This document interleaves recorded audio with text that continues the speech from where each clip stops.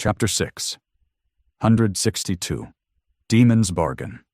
Sunny hesitated for a few moments, then looked at Kai and said with determination, "Let's go." Kai nodded and followed the four-armed demon, pushing forward his bandaged body with visible effort. Seeing his friend's suffering, Sunny gritted his teeth. The archer, meanwhile, glanced at him with a grim expression, and then said in his new, unfamiliar and ugly voice, "Sunny, I have one question. Can you answer it?" Sunny slowed down and turned to him, a deep scowl contorting the bestial lines of his face. "Of course, what is it?" Kai remained silent for a bit, then asked cautiously, Where exactly are we going?" Sunny blinked a couple of times, then tilted his head a little. "Oh, right, where else? We are going to talk to Noctis." With that, he turned around and continued walking toward the immortal sorcerer's residence. The archer hurried to catch up, then said in a stifled tone, That Noctis? The immortal transcendent? Blessed of the moon, crimson beast of twilight, chain lord of the kingdom of hope? And all that?" Sunny glanced at him, then shrugged. "Yes, that Noctis. Don't worry, though. He is indeed terrifying, but not unreasonable." Together they crossed the garden of the sanctuary and approached the beautifully engraved wooden door. A pair of sailor dolls were standing guard outside, their indifferent faces staring at them with hollow stillness. Noticing Sunny, one of them moved aside and knocked on the door, which then opened all by itself. The two of them entered and froze, unsure how to react.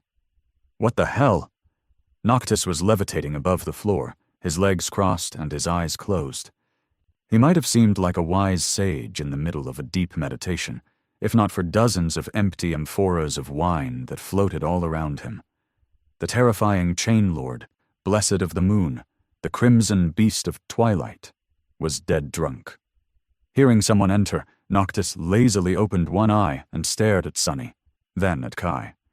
Finally, he landed on the floor and yawned, causing all the amphoras to fall down and shatter, sending drops of wine flying everywhere and staining the luscious carpets. Sunless! What a nice surprise to see you so soon, and, you brought someone with you? What a hideous creature, and, wait. Did I say that out loud? No, surely not. I am too wise and courteous to make a rude remark like that, of course. Nice to meet you, whoever you are. Welcome. To my quarters. He gave them a radiant smile, then waved a hand, causing the whole residence to shudder and the shards of the amphoras to disappear without a trace. Then, Noctis walked over to a small table, picked up a fresh apple, and glanced at his guests with a curious expression. "To what do you owe the honor?" "To what do we owe—" Wait, wasn't it supposed to be the other way around?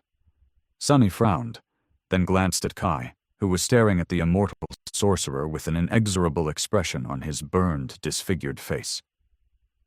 Finally, he cleared his throat and turned to Noctis. "Actually, I am here to deliver some good news. Do you remember the friends I told you about? Well, this is one of them, and—" "Yes, you did say it out loud." The sorcerer stared at Kai, blinked a couple of times, then took a bite out of the apple. "Oh, so this is one of the friends that you were supposed to find after visiting an island that doesn't exist, despite not knowing how they look, where they are, and what they are called. He just happened to be here in my sanctuary? How fortunate." Sunny smiled. "Indeed. This is Nightingale, my dear friend. A man with a voice of an angel, and a face to go along with it." Kai spared him a sidelong glance, then bowed slightly and forced out a grating, creaky greeting. "It is nice to meet you, Lord Noctis."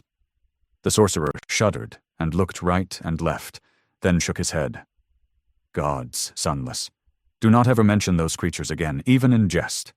Angels are not something to be called upon, whether by name or in passing." Then he briefly touched the symbol of the moon on his forehead and sighed. "Anyway, I am glad that you have found one of your friends. Have the two of you discussed my proposal?" Sunny hesitated for a bit, then answered somberly, "No, we have not. We still need to find two more friends for that. However," he sighed, knowing that the luxury of having a choice was looking more and more distant by the day. But he needed the sorcerer's help and his knowledge to find and retrieve Effie from the mysterious Temple of the Chalice. In that particular matter, he was willing to compromise.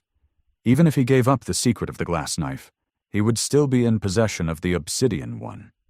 Sunny crossed two of his forearms and said, "I am willing to share the location of the Shadow Lord's knife with you, in exchange for some assistance." Noctis stared at him for some time, then suddenly grinned.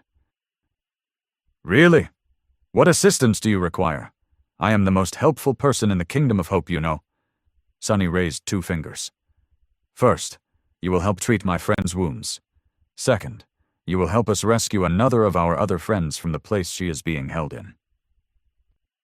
He thought for a bit, and then raised a 3rd finger. "Oh, and also coins.